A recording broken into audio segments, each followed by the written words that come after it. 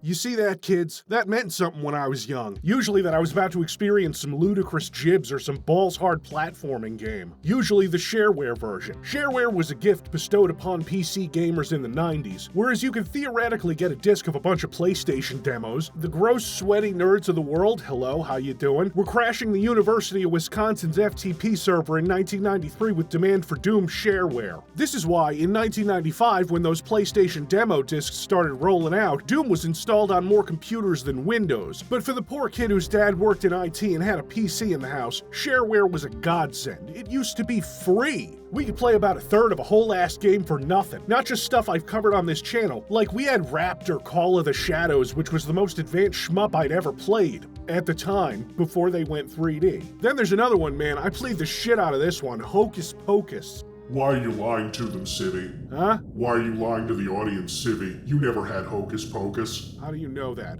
Hocus Pocus poser. Shut up. Better keep that shit locked up, boy. I'll come back here, fuck you up so bad you'll feel like you're sitting on a traffic cone.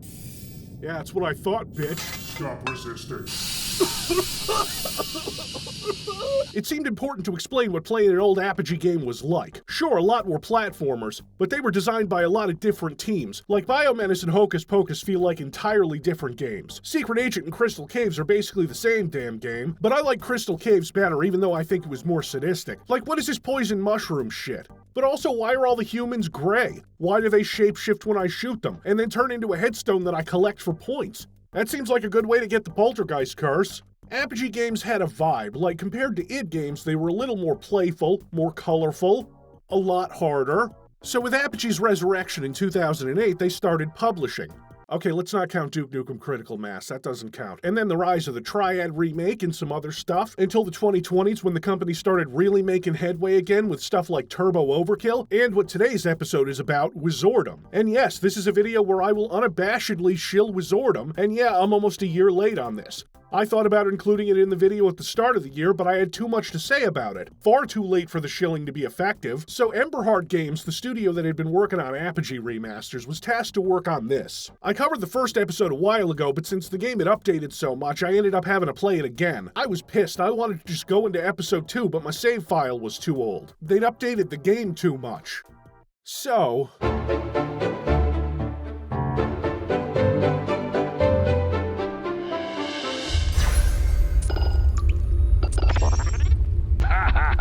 That's me. Live by the sewer, die by the sewer. Yeah, there's a sewer level, and I know they've messed with it since the last time I played. It's a little easier to navigate. So when I started this again, I didn't realize that they'd added 2 new classes to the game. I went with the classic Cleric, your middle-of-the-road one for new players. The Sorceress is better with defensive magic while being faster and weaker, and the Blood Mage gets health back from, you guessed it, blood, because I assume at this point that Ultrakill fucked the indie scene so hard that it's been leaving its DNA all over the place.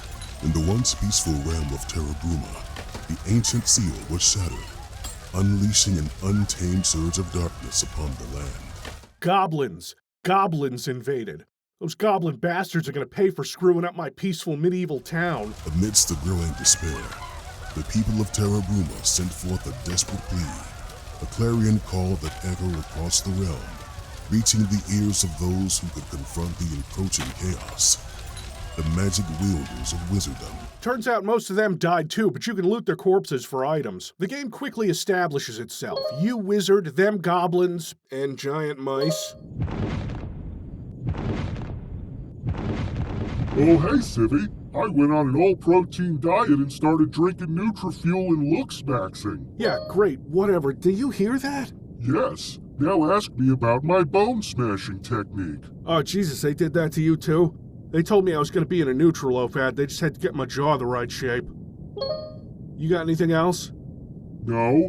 You know, the government pays me to do this now. The American government. It just doesn't feel as organic anymore, you know? Yeah, I mean, I get it, even though they don't really pay me.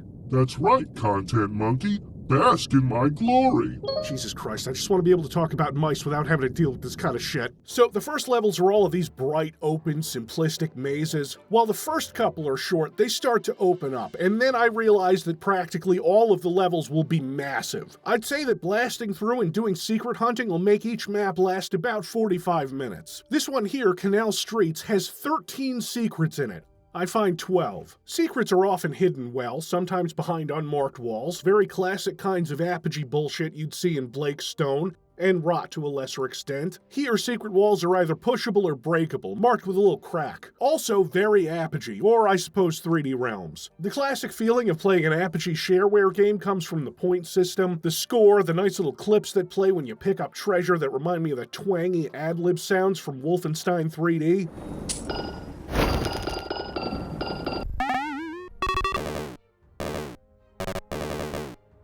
I mentioned this so early in the video because secret hunting is alternatively frustrating and rewarding. Collecting a bunch of treasure would be boring if it was just points, so in between the levels you get access to a shop that'll upgrade your weapons and spells. Yeah, weapons and spells, and carrying capacity. Secrets can be hard to find, especially if they contain the map that shows you where all the secrets are. You'd think that would be cheating, right? But I still don't know how to get into this one here. This is number 13, but I don't need it. Usually there's one secret in each level that gives you a treasure key. That opens gold chests with a shitload of loot in them. But in this level I was picking up Piggletons. I didn't know what those were until I collected the last one.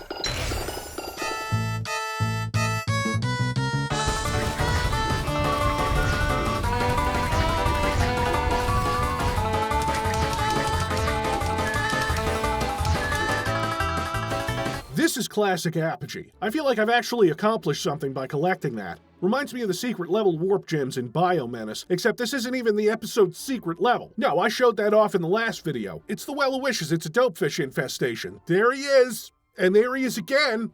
And there he is again! The Piggletons take you somewhere different. This is a bonus level in the classic sense, where you don't have any enemies to bother you, just regal hogs. I know this probably shouldn't instill a nostalgic childhood wonder in me, but it does. And then it's the sewer level. We've already talked about that. It's a fucking sewer. I've already counted it. Let's blast the evil eye and get out of here. I don't know why that's so satisfying, it just is. It's the first episode, so you don't get a ton of weapons to work with. Your mace, which is thankfully bound to a key so you can instant melee, can be charged with raw mana to do stronger attacks. The hotkey for it is a lifesaver, because you're also going to be breaking shit. A lot. There's so much stuff to collect in this game. Health, ammo, mana, treasure, lore scrolls, picking berries to overcharge your health. It's a strange feeling because looking at Wizordum, seeing the 90-degree walls and the complete lack of stairs, you can't even travel over cliffs. There are elevators later, but the game locks you in place while they lower as if the thing would seize up if it didn't. You enter buildings like it's a Bethesda game and there's a little fade transition to bring you in. Staircases are flat textures. You get used to it. The amount of atmosphere this game is able to wring out of the deceptively simple design is staggering. Whether it's the foggy nighttime ambience of a cemetery or the burning town I highlighted the last time I talked about this, all of this is set to music that sounds way more grand and epic than it has any right to.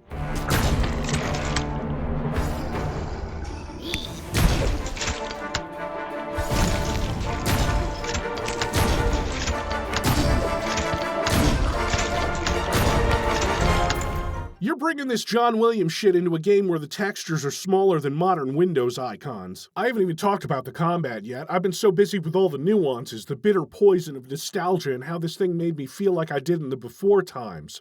None of you remember. I used to be free. So you're tearing through goblins with your starting weapons, the fire spell and the ice staff and the shotgun they call something else. I love that shotgun, but ammo for it is kind of scarce when you start. I love the ice staff more, so...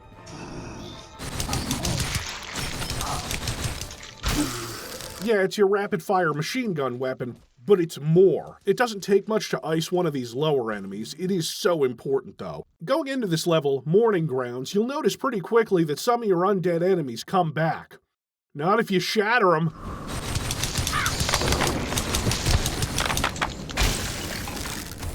That secondary, the one that shatters every frozen enemy on the screen, intensely, pants-soilingly satisfying. and the upgrade makes shattered enemies into small, icy frag grenades. The fire rings are fine as a starting weapon. Its secondary, which you have to buy, is just a hand flamethrower, which is awesome and useful for crowds of smaller enemies, but I find once you hit episode 2 it isn't quite as useful. The Frostweaver is always useful. The first episode's arsenal is rounded out by a fireball spell, a rocket launcher analog that does its job just fine. I'm more fond of the magic orbs. They added a quick grenade button to a fucking fantasy game, God bless them. I'm just going to talk about as many of the spells and items as I can because, you have a wheel to select them, thank fuck. Because if I was fumbling with function keys like some early Jedi years Kyle Katarn, I would hate it. The earlier versions of the game didn't have the wheel. A spell to increase firing speed, one to spawn a shield, an ice blast, a spell that lets you walk through enemies and damage them, thrown bottles of poison, a damage resistance potion, another shield that protects exclusively against fire attacks, an invisibility cloak, and that's not even mentioning the 5 goddamn spells bound to hotkeys. A concussive blast, a health stealing spell, a defensive fireball spell, a fucking berserk spell. Wizard's Wrath doubles your damage. You recharge it by killing. You won't get it until near the end of episode 2, but there were always more abilities to collect than I was expecting. Later in the episode, you stop dealing with pushover enemies when the armored goblins and dabbing wizards show up. Yeah, dabbing wizards, that's what I call them. Their attacks hit harder, and I'm playing on the normal skill right now. They buff smaller enemies around them, making them tougher, so they take priority. If I'm being honest, it felt entirely too easy, I cruised through the first episode. I mean, yeah, it takes 6 hours because I'm curious and exploring. I eventually make it to the boss level where I'm probably gonna fight the Goblin King or something. That sounds like a good time. Okay, it's a goblin warlord, and I bet the thing he's riding isn't as well endowed. He starts raining fire from the sky, spawning more enemies that are organized.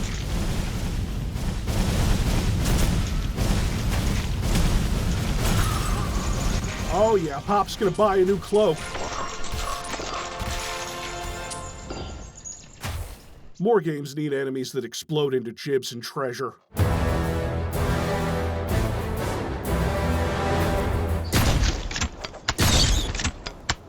Yeah, let's put it up. They're the fiercest killers in the insect kingdom. Here, I thought the whole damn game would be in sewers and castles, and suddenly we're out in the open in some kind of lumber mill. Yeah, everything's still flat and primitive, but it's strange. I don't think I've seen a game use its limitations like this. Self-imposed limitations. This isn't some spaghetti-coated Wolfenstein engine upgrade. This is Unity. You can tell it's Unity and not Unreal because it doesn't run like shit. Yeah, I know, commenters. I need to salute the optimization team or whatever. Shut up and let me make my fucking jokes. What the fuck is that? Are you sure you want to know? No. The spiders are not only noticeably more agile than any enemy you've faced, they're also beefier than most of them too. And there are two kinds. One of them spits at you. Every day with the fucking spider. Weird plants that shoot goo at you from afar, caves full of spiders, getting slightly lost at the cliffs, great stuff. Not as hard as I may have originally implied, especially when you, and I'm not making this up,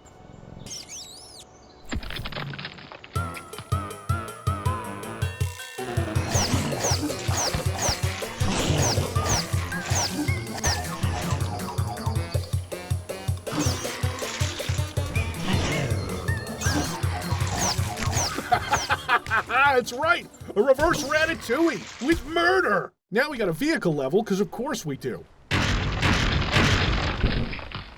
That's an Apogee 3D Realms classic that goes all the way back to when graphical fidelity allowed you to ride a vehicle. I'm gonna say it started with Duke Nukem 2, Episode 4, Level 1, correct me in the comments. Look at this Rise of the Triad-ass moving wall and fire trap room. A lore piece in this level proves to me that goblins talk like assholes. More rocks for the fire belly down in the engine room. The glowy kind. Warlord says it makes the ship go faster. Hit harder. Can you make our ship go? It isn't long before I grab a new weapon, the Storm Gauntlets, which are, let's be real, a lightning gun. It's fine, but it's probably my least favorite weapon. It doesn't stun in the way that you'd think, so enemies are still firing at you. It usually ends up at the bottom of my arsenal, a fallback weapon for when I'm out of ice. Since this is a vehicle level, it must be judged on how impressive crashing it is.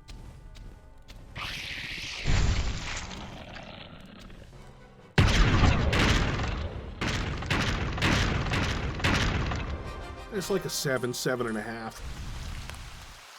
Oh, swamp level, huh? Alright, maybe I had a bad time in this level because I felt I was having too easy of a time in the levels before.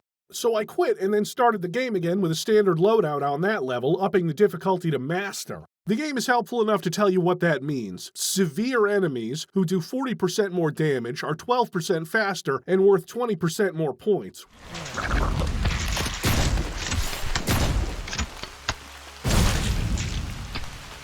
Whoa, splash damage is killer.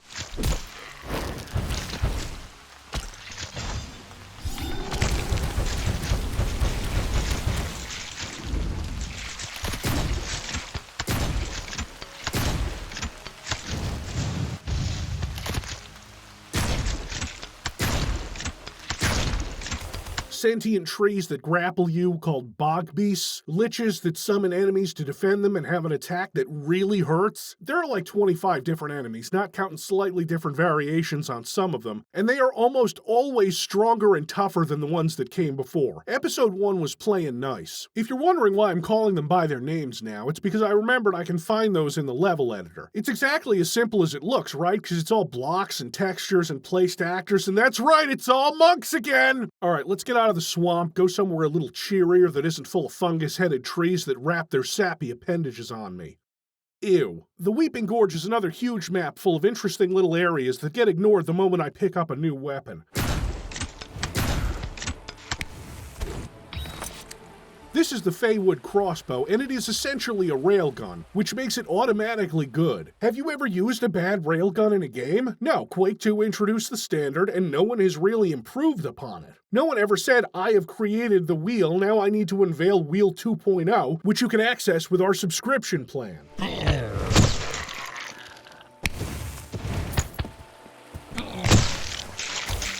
This game just knows what I want, and not because I've been broadcasting it over the internet for the last 9 years. Oh, Jesus, has it been that long? Have I been down here for 9 years? Nothing like freezing a goblin and whacking him with a mace! What the fuck? Oh, you little shit, I'm gonna get you! Make that money! Grab that cash while exploiting my nostalgia!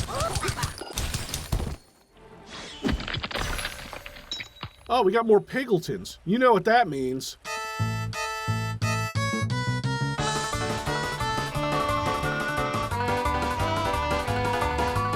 Shadows and Chains, a nice big old dungeon, naturally.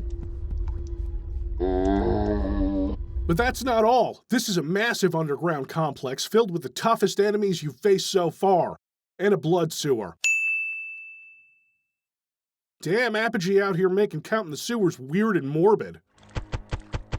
Hey, wait, that's Scott's mystical head. That's one nuked Dukem. No, wait.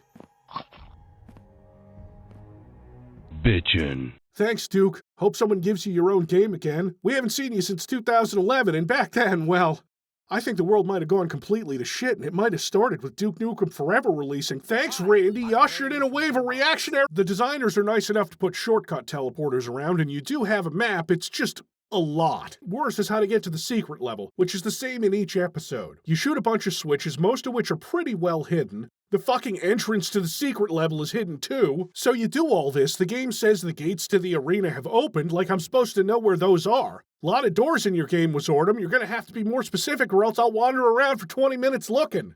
That's exactly what I did. Was worth it though.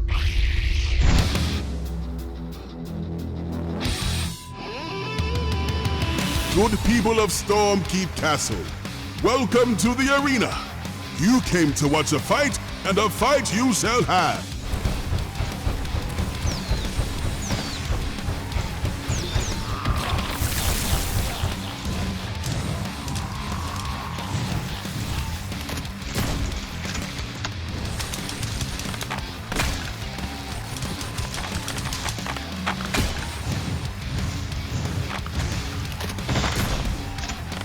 People, we have a winner!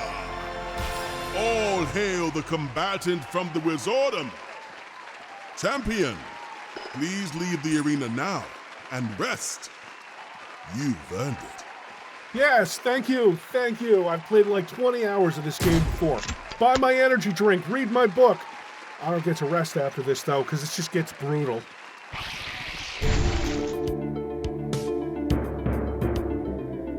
bet your ass there's another big castle, the biggest so far. Sure, the game opens it by establishing the level's eerie, foreboding atmosphere, dark and drizzly, lightning crackling outside, and the worst enemies you've faced so far in large numbers. Can you tell the boss level is after this? These are the Howling Halls. I'm going to show you why they call them that.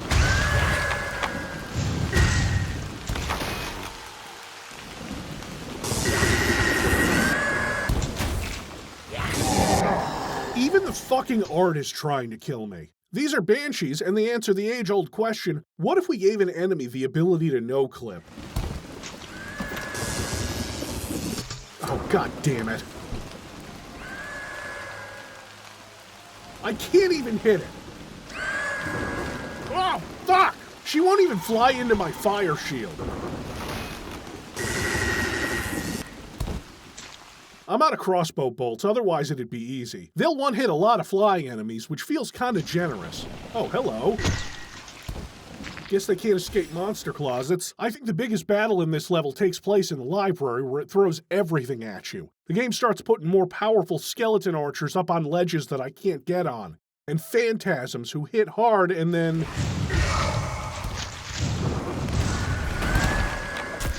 Once you reach the top of the spire and get to the boss level, you meet Baron Stormkeep. I guess this is his castle, and he's a pretty standard boss. You have to shoot 4 towers that'll refill his health, while he hits you with electric attacks because Storm, get it?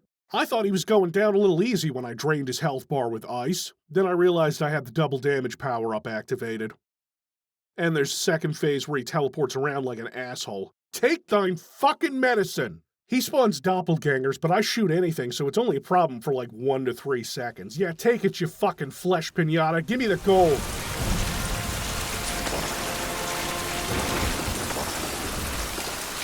So that evil guy is dead. Trouble seemed to come from here, so are we done? A cold sweat prickles your skin, and a deep, malevolent thrum echoes from the north. The source of the chaos, the heart of the corruption, pulses within the icy grip of the northern mountains. Yeah, kids, it's time for a nice getaway into the quiet, snowy mountains. Whoa! Oh, episode 3 has no interest in starting small. There's a new common enemy, a frost goblin, like the regular ones, with more HP and a fast ranged attack. Here, catch.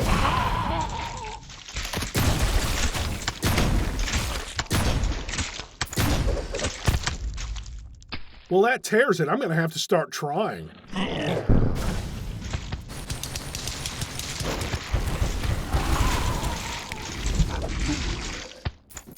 Fuck!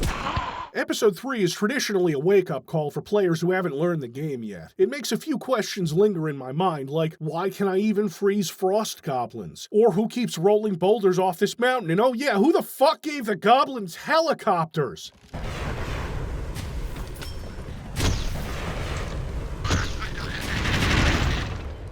Kamikaze helicopters.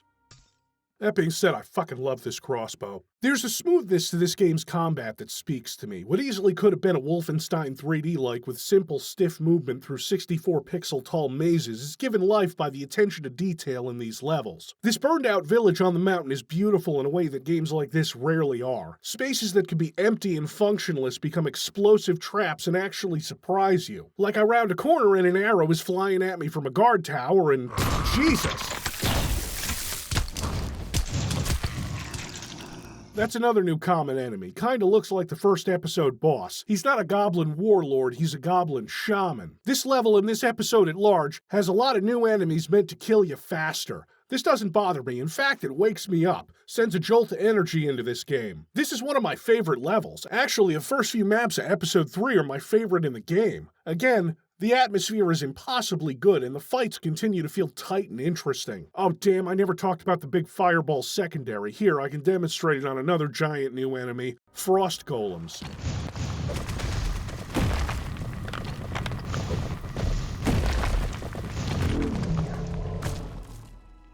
Every new thing will completely annihilate you if you let it. These goddamn helicopters only take 2 good arrow hits to bring down, and then they're launching at you like a heat seeker in... well, on a freezing mountaintop.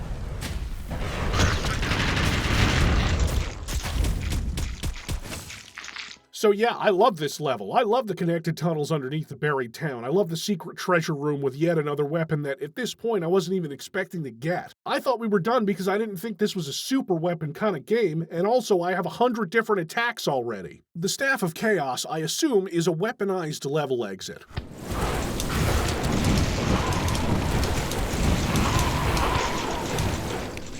I guess it's called that because it spawns random projectile attacks. It kind of reminds me of Doom's Beta BFG. It's not a bad weapon, I just feel like I could get more bang for my buck from something else. Oh yeah, I still upgraded immediately, I have the cash.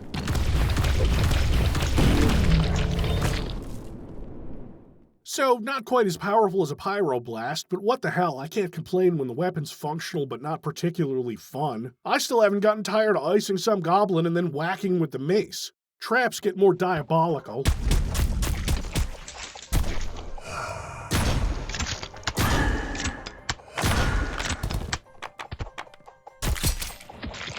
The enemy count swells and the monsters become more intense. There are entire fights where you don't bully a single goblin. I miss the goblins when the gluttons show up.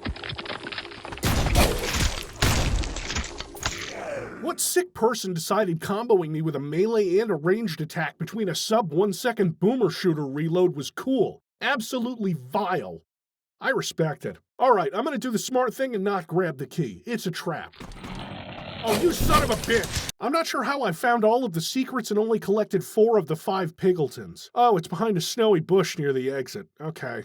I'm way too focused on picking up more ammo here than killing the pigs. Gold is great, but I already bought all the weapon upgrades. The next level, Winter's End Tomb, has one of the most rewarding secrets in the game, assuming you found the treasure key early. That's a mean-looking book.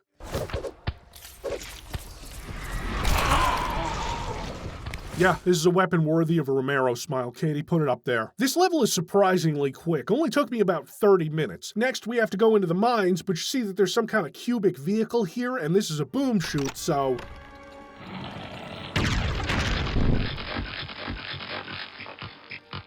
You see this? This is why Wheel 2.0 doesn't work. As with most fantasy stories, they dug too deep and now the whole damn world is under attack. Send for the mages of Wizordum if you must. You must, and it's only going to take one. The Elderstone Mine is probably the level that took the longest for a variety of reasons that aren't all about the janky minecart rides, where to open the exit to the secret level, you have to ride minecarts and shoot a series of switches that are sometimes hidden in complete darkness. So really, you have to find a torch first to light the dark areas of the level, but also there's over 200 monsters prowling around. It seems simple enough. Grab 3 different color stones, place them here, and open a portal to hell. Because destroying it is only a temporary solution. We are explicitly fueled by rage at this point, so we're gonna head into hell itself and slaughter everything between us and whatever final boss is waiting in the deepest pits of the underworld. No half measures. It's the way of the boom chute, where a problem that could be dealt with here and now is put off until you can solve it by killing something. This game's dragging its feet so much I have to make one of the stones.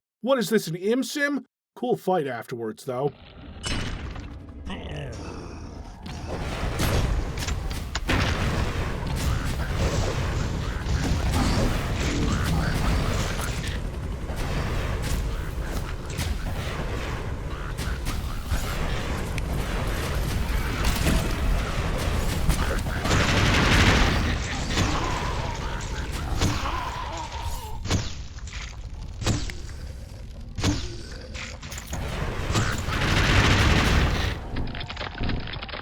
There's more than one minecart ride. Like, they work fine, they're just odd. Like, the cart is a little too big sometimes and clips into walls. This level's secrets are easily the most frustrating. Like, the switches to open the secret level are maddening, but then the barrel ride? The fucking barrel ride? To get here, you have to shoot a secret switch you can barely see to get into a secret here. Inside that secret, a switch that's even harder to see, which opens another door that leads to the barrel. A switch you can actually see has to be hit while you're in the barrel to open doors that lead to treasure. It's a fun ride, but I'm kinda past needing extra treasure. Alright, collecting 3 crystals that are guarded by high difficulty monster battles inside this epicenter of invading evil. Catching the very last switch on the last minecart ride, the 3rd time I took it. Secret exit is a quake portal, that's weird.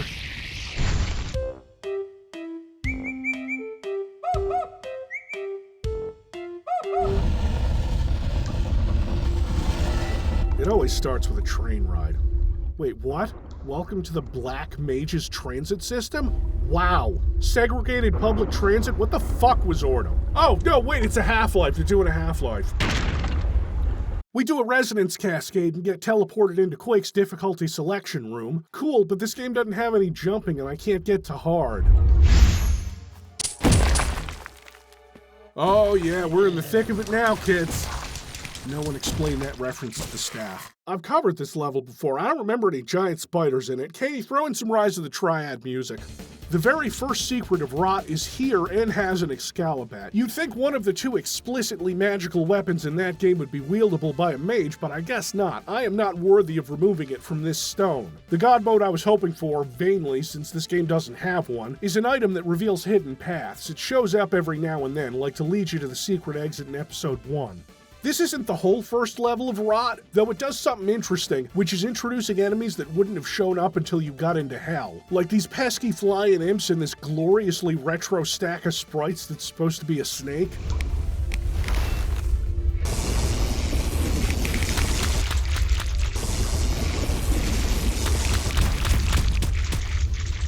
I grab a green floppy disk. Floppy disks are plastic storage devices that held about 38,000 times less data than the cheapest iPhone. Okay, I guess it's time for the easy path. And it's Wolfenstein.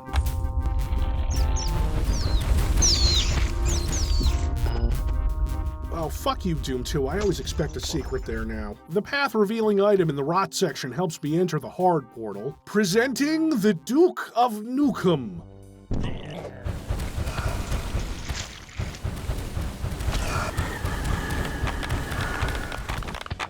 This is the shit Disney's putting out now? They revived their 2D animation to make this? These are all recreations of levels I've talked about before, with fun little Easter eggs. Like...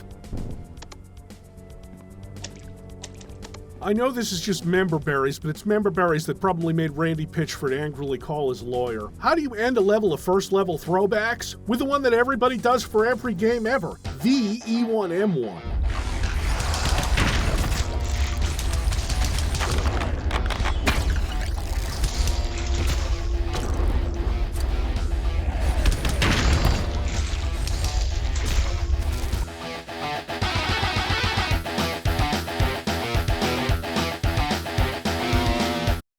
The exit to this level looks a lot more like entering hell than the last one did.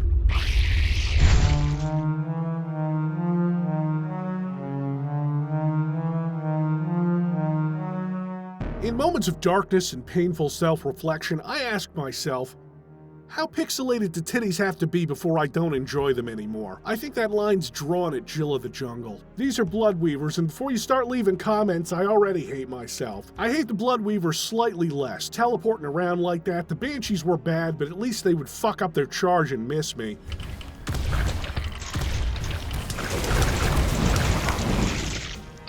Oh good, goblins that set you on fire. These last two levels, the Lava Pits and Dark Citadel, are the final gauntlet of this game. Inhospitable arenas with some asshole playing a game of Snake over them.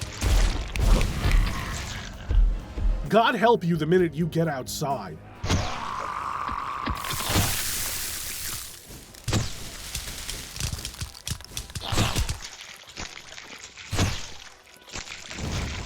The game is now actively trying to overwhelm you in this metal-as-fuck hell castle that still looks way better than the limitations on this game's layout should allow. This monster launches your Pyroblast secondary at you, which has killer beams like the BFG-10K.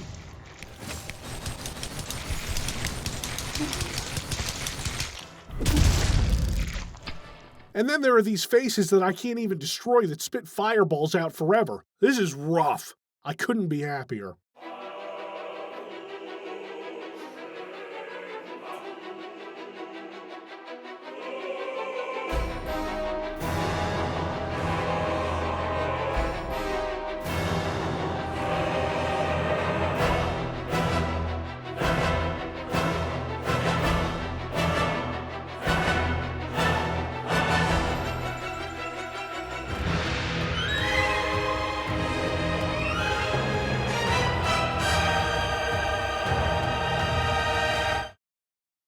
And then we arrive at the Chaos Gates, an arena surrounded by lava where a horde of monsters greets you before the Lord of Chaos reveals himself.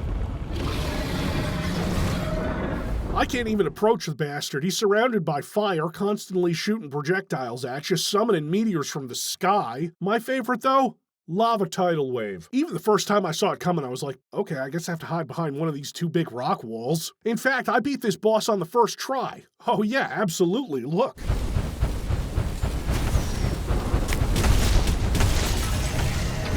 You know what? I'm being too nice. Yeah, how do you like that? I upgraded my damage buff to have 2 charges. How do you like my stone skin, bitch?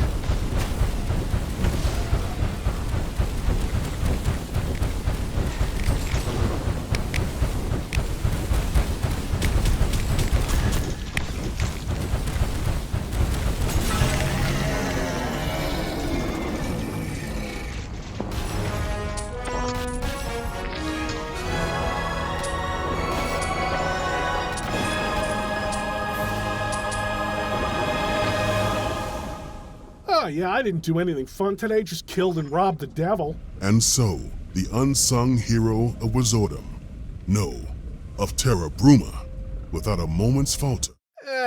Maybe one moment's falter.